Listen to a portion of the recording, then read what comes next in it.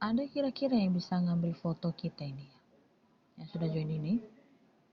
Yang pakai laptop ada?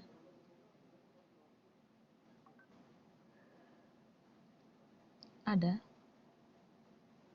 Evelyn pakai apa? Irena bisa? Hah?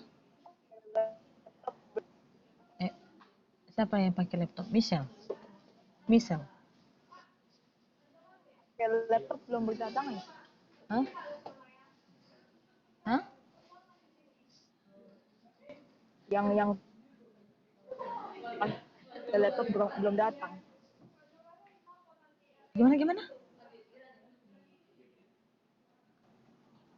Itu Miss ya, saya Sen. Ya wes. Oh, bisa ambil foto. Foto. Bisa ambil foto, Sen. Bisa ya? Yes. Tapi tunggu dulu, Sen. Di. Tunggu dulu biar banyak yang join. Buka kameranya. Yang sudah join itu aktifkan kameranya. Nih, Michelle, Lisviandra, Novalina, baru 9 orang. Tunggu ya, Sean. Oh, Sean. Tunggu ya. Sabar dulu. Kita akan William. Oke. 10.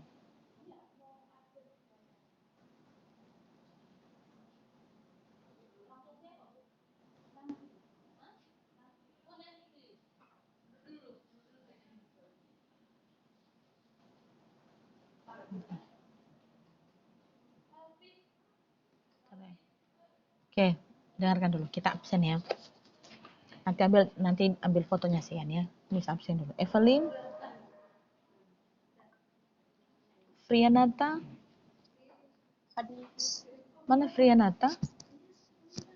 Oh, absen terus itu Frianata ya. Given. Halo Given. Given.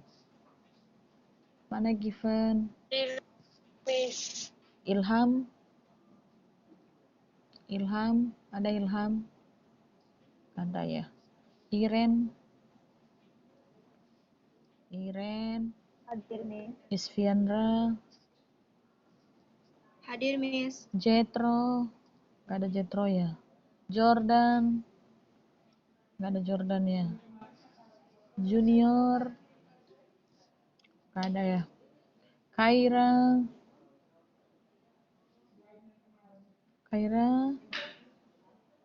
Bilkis. Aduh. Kevin. Oh, gak ada orang ini. Aduh. Kirena. Hadir Kirena. Michelle. Neza. Hadir Miss. Ada Neza? Gak ada ya. Novalina. Hadir Miss. Raditya. Sean. Hadir Miss. William. Mana Junior tadi? Hadir Miss. Junior. Oke. Lolos. Iya, Jordan, ada Jordan? Ada Jetro?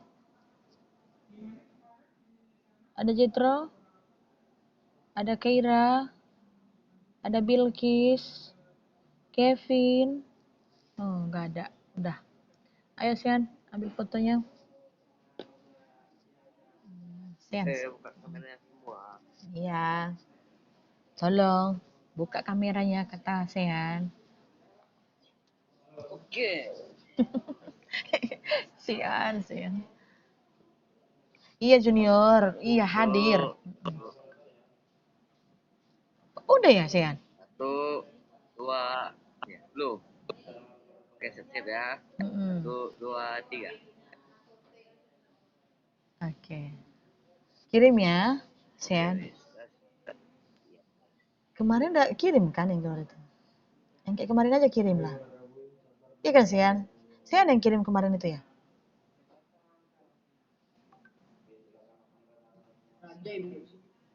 Coba dulu kirim. Tapi jangan di grup ya. Di apa pribadi aja, japri aja sama Miss. Ya. Iya, Miss. Oke. Iya. Nah, Oke. jadi ambil bukunya.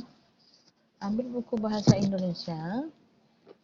Kita akan mulai belajar pembelajaran kita. Nah, udah. Kemarin kita sudah sampai pada dramatik dan analitik. Ya, percakapan dan reaksi tokoh. Iya. Betul? Iya. Halo. Halo. Iya, Nah, jadi ada tiga teknik dramatik. Bisa dilukiskan melalui latar tokoh, bisa dilukis berapa, Miss? halaman 239. Miss, sebelum kita mulai pembelajaran baru, Miss ingatkan lagi tentang pelajaran yang sudah pernah kita pelajari. Itu ada melukiskan, menerapkan teknik dramatik.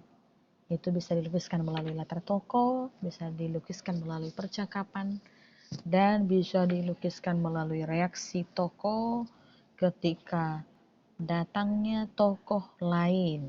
Ya, itu yang kita bahas kemarin. Oke, sebelum kita lanjutkan dulu, ada pertanyaan pada materi yang sudah pernah kita bahas. Ya, siapa tahu kan pada saat dijelaskan kemarin ada yang masih diragukan, masih tidak bisa dimengerti, silakan tanyakan. Ada? Ada? Berarti bisa dipahami berarti ya. Bisa dipahami. Ya. Oke. Nah, sekarang kita akan lanjutkan 246. Ini kayaknya terakhir lah ya, terakhir untuk teks fabel. Sedangkan nanti habis ini kita lanjut dengan bab yang terakhir, yaitu tentang puisi rakyat. Oke. Nah, buka dulu halaman 246. Ya, 246. Oke. 246. Oke. Nah, jadi judulnya memerankan isi fabel. Ya. Memerankan isi fabel.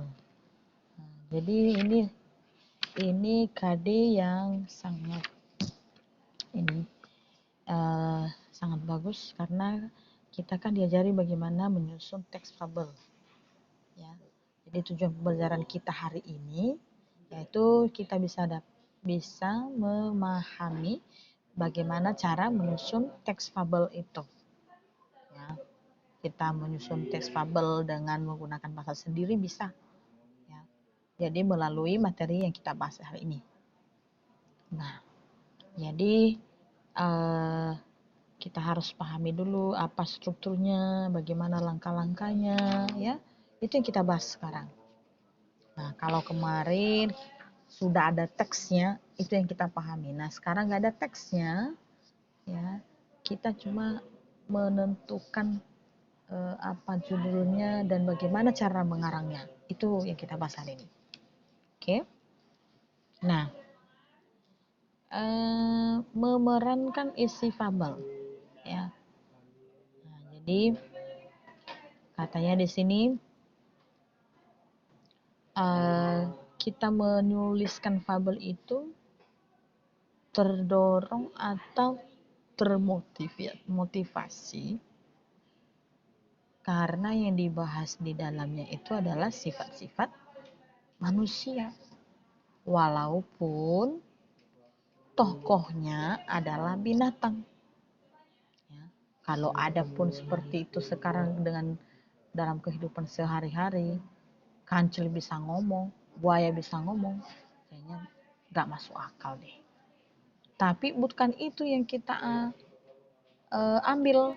Yang kita ambil adalah nilai moral, ya, nilai moral atau karakteristik, ya, watak dari tokoh tersebut dan ceritanya bagaimana sudah pernah terjadi di dalam kehidupan sehari-hari. Oke. Nah, dalam memerankan isi fabel itu dimulai dari pertama menyusun teks fabel, ya, menyusun teks fabel. Nah, apabila kita menyusun teks fabel, kita harus dulu memahami dua aspek, ya. Nah, dua aspek ini yang sangat berpengaruh ketika kita itu menuliskan, ya, menuliskan tentang fabel. Apakah itu? Nah, dimulai dari, ya, struktur, ya, struktur, penggunaan bahasa. Nah, itu yang penting dulu. Baru nanti langkah-langkah menyusun teks fabel, ya, menyusun teks fabel. Nah, coba perhatikan. Kita mulai dari struktur. Nah, kalau struktur kemarin kita sudah bahas, ya. Nah, jadi kita mulai dari struktur. Apa struktur yang kemarin? Apa? Mulai dari mana? Mulai dari judulnya, ya kan? Apa judulnya dulu? Nah, jadi judulnya harus menarik dan memicu rasa ingin tahu pembaca. Ya. Jadi walaupun hanya judul kita tuliskan, orang-orang itu sudah, apa ya? Apa ceritanya? Bagaimana ceritanya, ya? Nah, seperti yang kita bahas kemarin itu tentang buaya yang jujur. Kalau belum kita baca teksnya, cuma judulnya saja, pasti kita penasaran. Ada apa ya kok dibilang buaya jujur? Nah, setelah kita pahami teksnya, oh beginilah kenapa dia dikatakan buaya jujur gitu, ya. Jadi judul, ya, judul ini menentukan, ya, menentukan untuk penjelasan struktur lainnya. Judul ini singkat tetapi memicu atau ada ingin, ya, pengen tahu, ya, si pembaca ada apa ya ceritanya gitu. Nah, itu. Nah, baru masuk ke orientasi. Pernah saya bahas ini. Kalau orientasi ini bagaimana nih? Tahap apa ini, Nak? Baiklah, pertemuan terakhir itu kita bahas tentang Apa? Kalau orientasi? ini. Apa yang ada di dalam tahap orientasi itu? Ayo, masih ingat kan? Minggu lalu sudah kita pernah bahas itu. Gimana? Ada yang masih ingat? Hah? Apa yang ada di orientasi itu, Nak? Hah? Nggak ada? Nggak tahu ya? Halo? Halo, ada orang?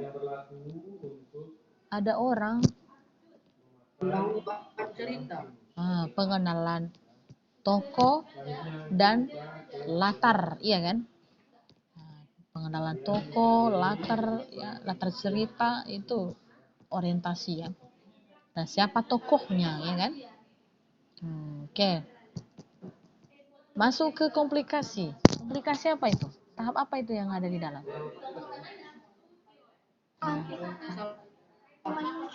Nah, sudah mulai muncul konflik atau masalah, ya. Nah, jadi komplikasi ini muncul berbagai masalah, baik dalam diri tokoh maupun dari tokoh lain, ya. Tahap komplikasi ini merupakan tahap klimaks, ya. Iya kan? Iya. Tahap klimaks, ya. Resolusi nanti akhir. Ya, sudah mulai ada solusinya, itu resolusi. Komplikasi di situ disebut sebagai titik puncak atau klimaks dari suatu masalah. Iya, ya, situ terjadi perubahan nasib atau bagaimana di komplikasi. Ya, resolusi, gimana resolusi? Harus ada resolusi. Gimana resolusi? Sudah mulai mengakhiri, ya sudah mulai berakhir tentang konflik, sudah mulai reda tentang permasalahan, ya. Dan di sini sudah mulai muncul penyelesaian masalah, ya. Kemudian koda yang terakhir, koda. Nah, gimana kalau koda? Koda berarti akhir dari cerita. Biasanya ditandai dengan kata-kata kunci apa sih kemarin? Udah menjelaskan itu kalau koda gimana? Kalau koda apa sih kata-kata kuncinya? Menjelaskan kemarin apa sih contohnya? Ada kata akhir, akhirnya, ya kan? Ya, dapat disimpulkan. Oke.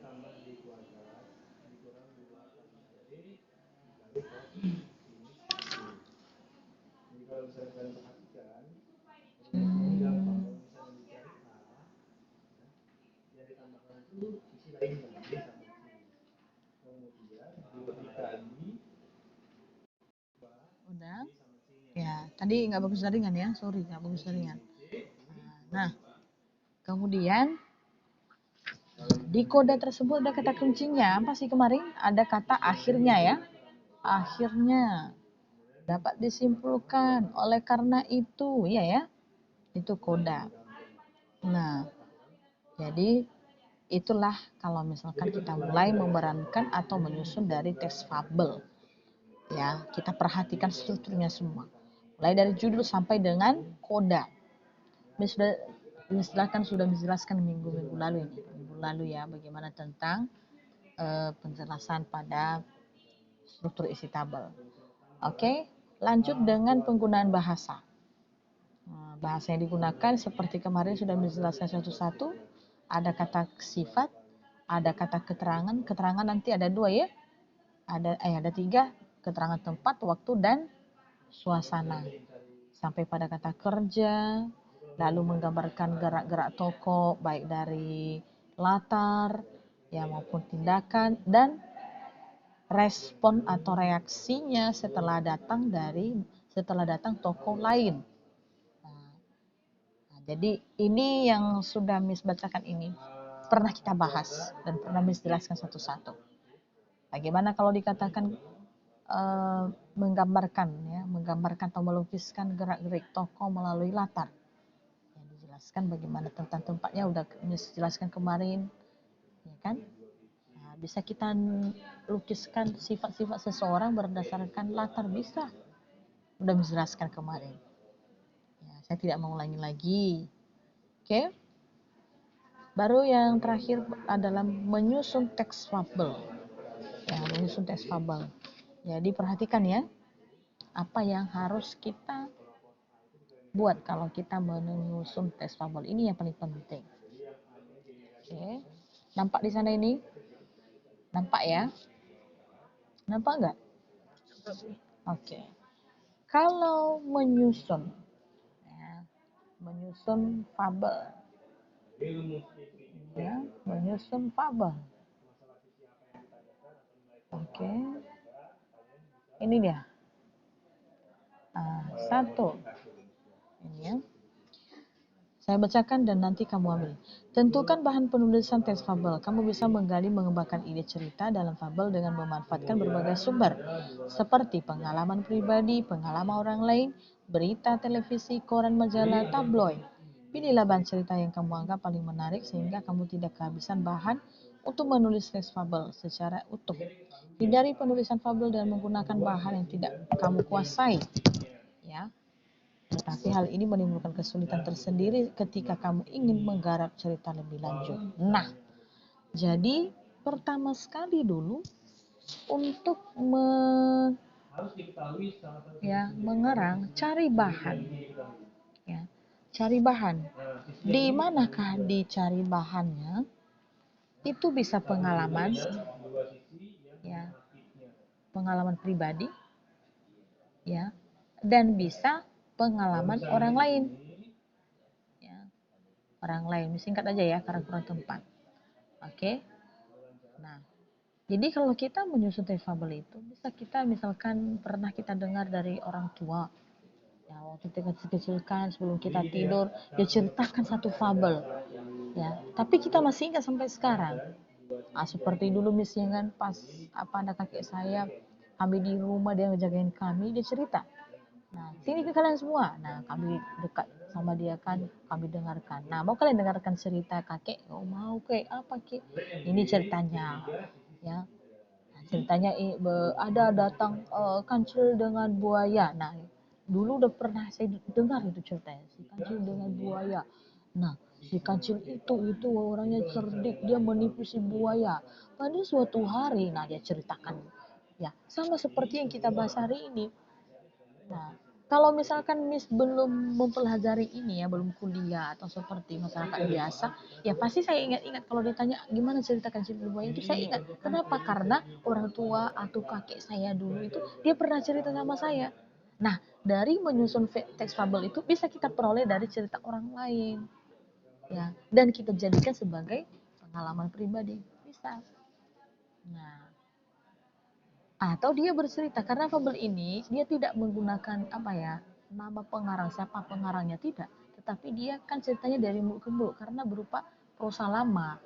Ya, prosa lama ini kan tidak jelas siapa pengarangnya ya, jadi dari mulut ke mulut artinya dari orang tua kita dulu itu diceritakan ke anak-anak, diceritakan kepada orang lain, itu ceritanya ini ya.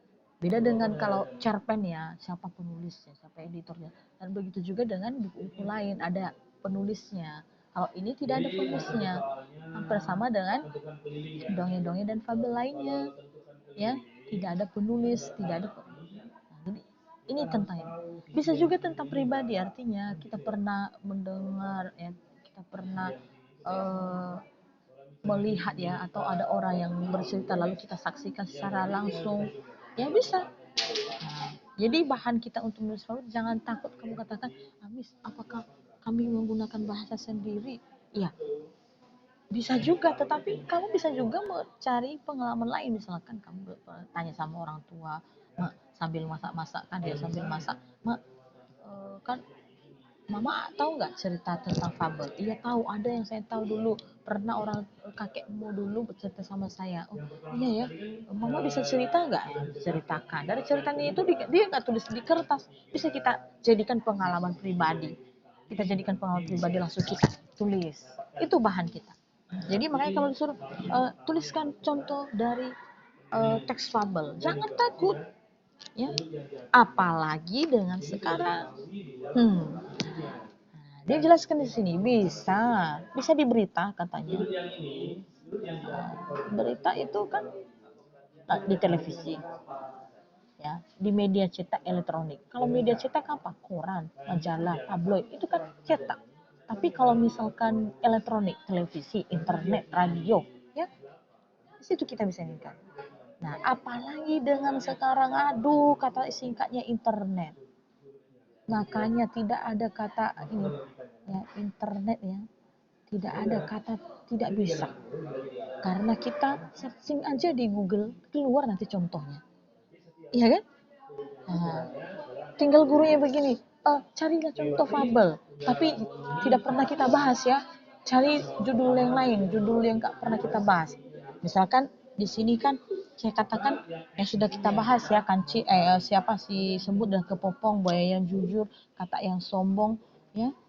Nah, kata yang sombong, kemudian monyet dengan dengan kura-kura, si beruang dengan si kucing, udah pernah kita bahas semua itu ya. Cari yang lainnya, pasti kalian cari, ya kan? Kalian cari yang lain. Nah, ini sekarang ini gampang sekali sekarang ini mencari bahannya.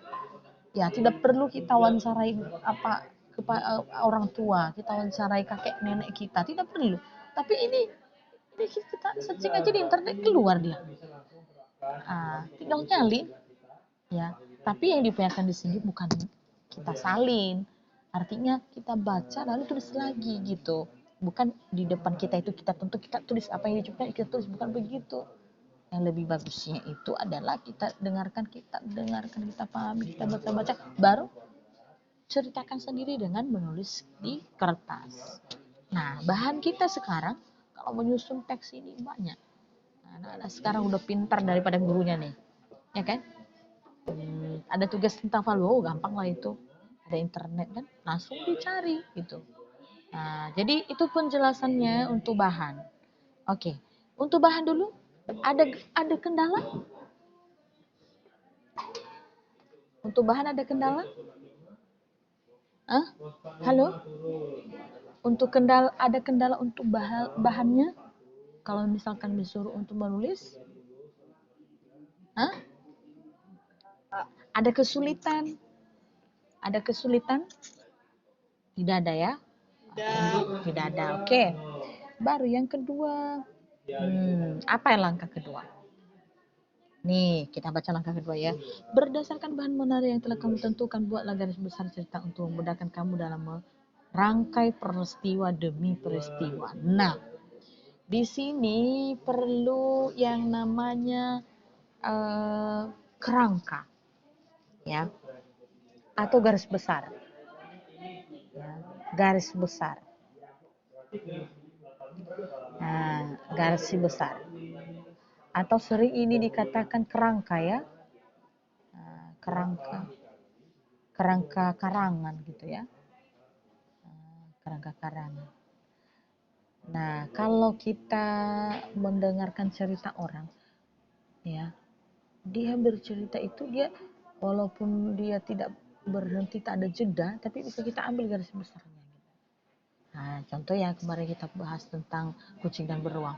Apa garis besarnya? Oh, garis besarnya saat kucing dan beruang itu mengajarin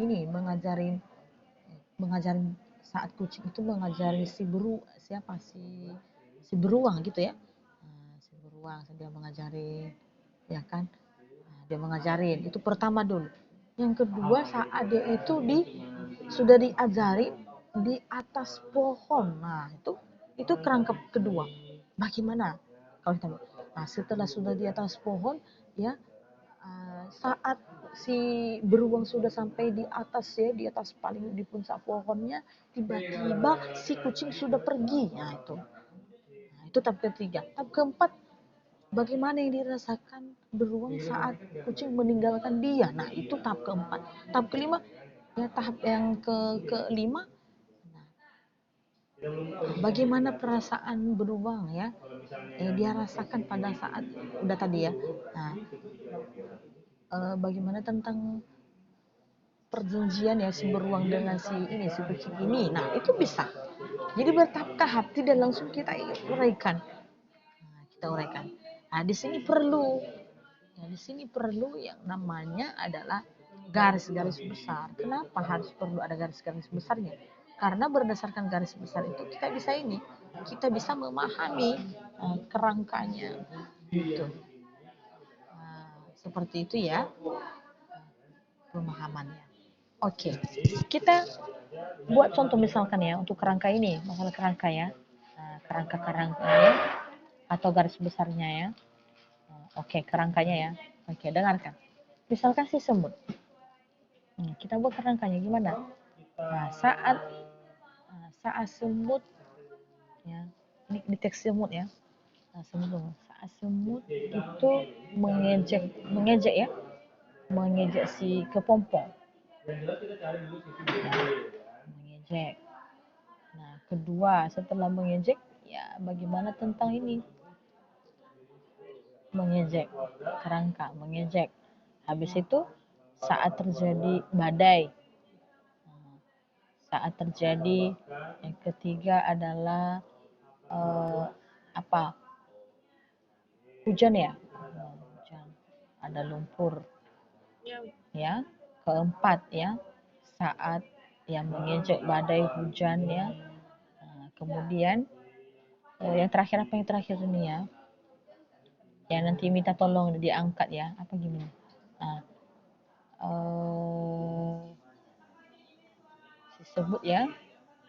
Si semut itu dia minta tolong ya. Tuh, yang terakhir mengejek badai hujan. Baru yang berikutnya adalah kerangka berikutnya yang paling terakhir. Dibantu. Nah, nanti dijelaskan siapa yang bantu ya. Yang bantu si semut adalah si kepompong. Ini aja kerangkanya. Dari kata-kata kunci ini bisa kita kembangkan jadi satu fabel, ya. Jadi satu fabel dan satu teks fabel dengan judul adalah si semut dengan kepompong. Nah, seperti itu.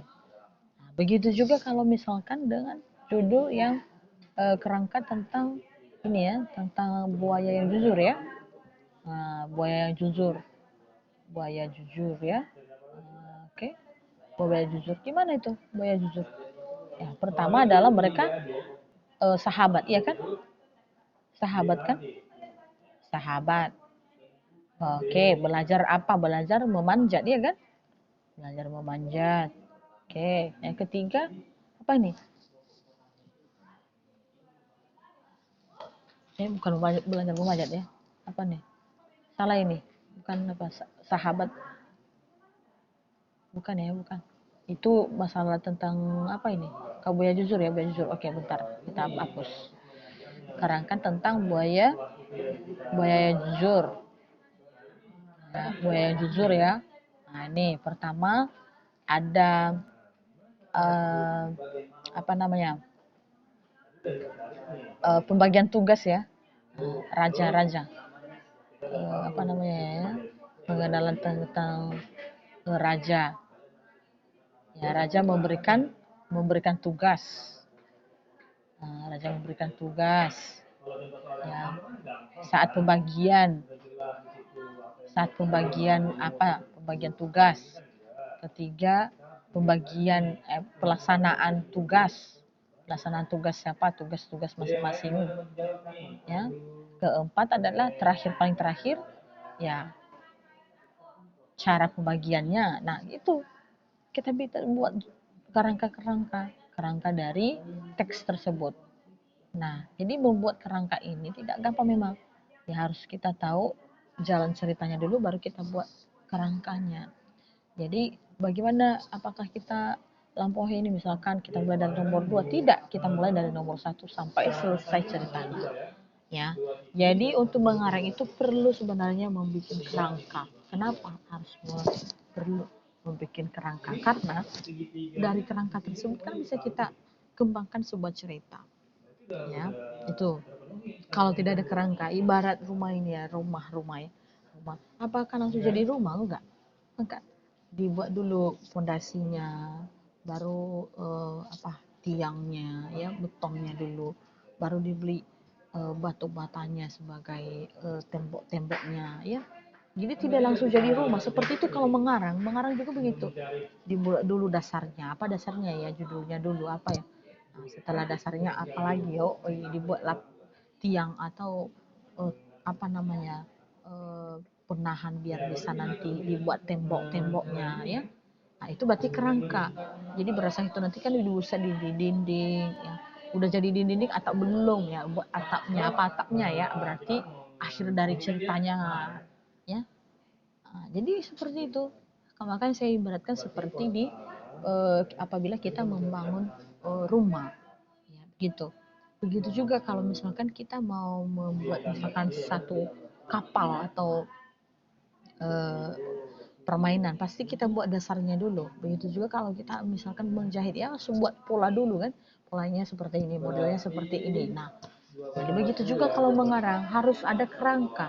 Jadi kalau tidak ada kerangka dia nanti ya tidak kurang sistematis, kurang tertata dengan baik.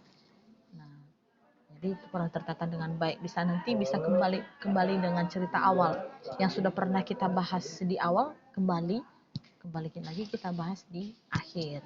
Ya, jadi itu kerangka. Itu nomor 2, yaitu langkah bagaimana menyusun teks tabel. Perlu ini mengenai kerangka. Kalau tidak ada kerangka itu kurang bagus. Ya, kurang bagus cerita tersebut. Kenapa? Dia kurang sistematis dia.